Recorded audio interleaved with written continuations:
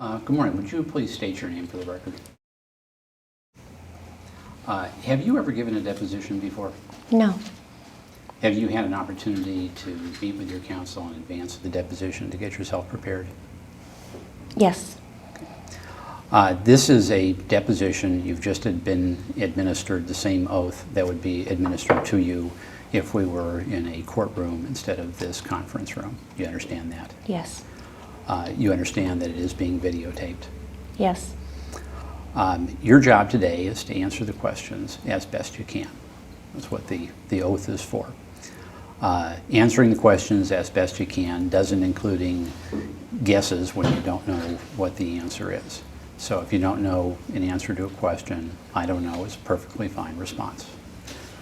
We're also talking about things that happened in the past, and it's possible that you don't remember something. And you're welcome to say that you don't remember as well. All of your answers have to be oral. Even though we have a videographer here, we're relying chiefly on the written transcript. So if you shake your head or nod your head, everybody here in the room can see what you're doing, but we're going to have a big blank spot on the transcript. So if you would answer yes, no, whatever the right answer might be, that would be a good thing. You understand that? Yes. I appreciate that you're using real English words and not or or or because it's impossible to determine from a transcript whether you're answering no. So I appreciate that you continue doing what you're doing. Fair enough? Fair enough. Even though I'm a lawyer, I'm going to try and ask the questions in as straightforward a way as I can. If for some reason you don't understand a question, please tell me and I'll rephrase it in a way that makes more sense. Fair enough? Fair enough. Have you reviewed any documents in preparation for today's deposition? No. Okay. From time to time, I may ask you a question that calls for a measurement of some sort, distance, time, and you may not have an exact response, but we're entitled to your best estimate.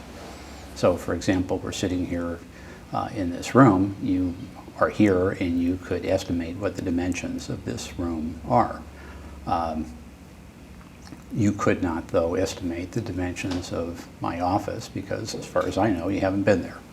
And that would be a guess on your part. So do you understand the difference between a guess and an estimate? Yes. I appreciate that you've been kind enough to wait for the questions to end before you begin your answer, and I'm going to do my best to make sure your answer is complete before I begin the next question.